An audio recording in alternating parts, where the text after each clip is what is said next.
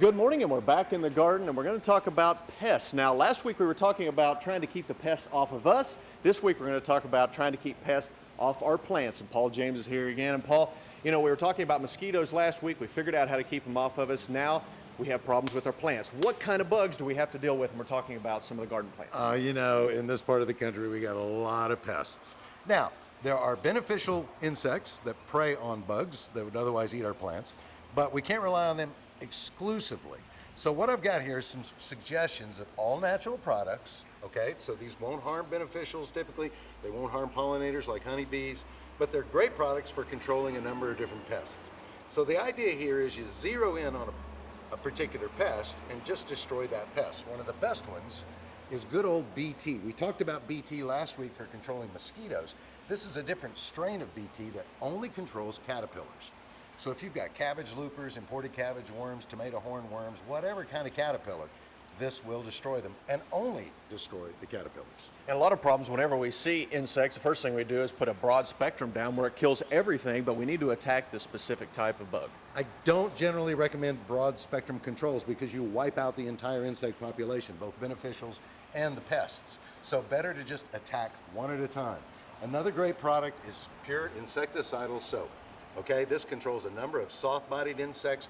Aphids are a huge problem around here. Spider mites, thrips, lots of different critters like that they can reproduce at such rapid rates that you got to stay on top of things. So insecticidal soap, again, all natural, easy to apply.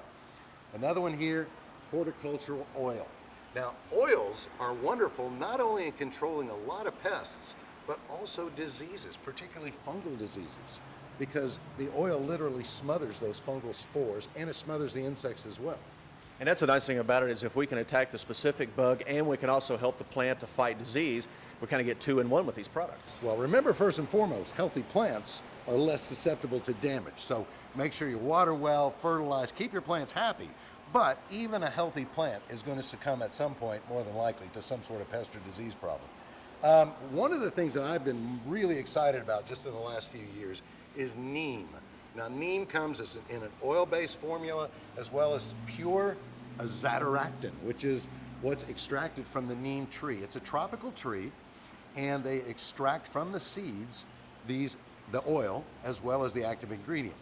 Neem oil will control, again, lots of disease problems, but also a number of different pests.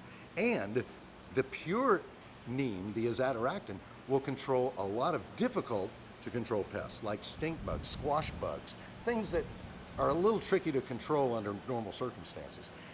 And you're doing it all without synthetic chemicals, without posing a threat to your pets, your kids, the environment. That's why I like these products so much. So we have to make sure that we kind of focus in on exactly what the bug is, we treat that bug specifically, and also help the plant to stay healthy, and that'll give us a good crop this year. Right, and you don't upset the natural balance, the pest population, the insect population in your garden. And these things are easy to do. Paul, thanks a lot for showing us these products. And again, good luck out there in your garden. If you have some of these pests, you can always go and fight them specifically with the right kind of materials. Mosquito. Oh, thank you. Thanks, Paul. Appreciate it.